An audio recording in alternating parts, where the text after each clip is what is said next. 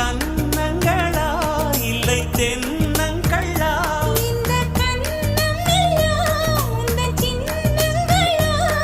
இங்கு நான் இருந்தேன் வெறும் மெய் எழுத்தாக, நீ வந்து சேர்ந்தாய் உயிரெழுத்தாக.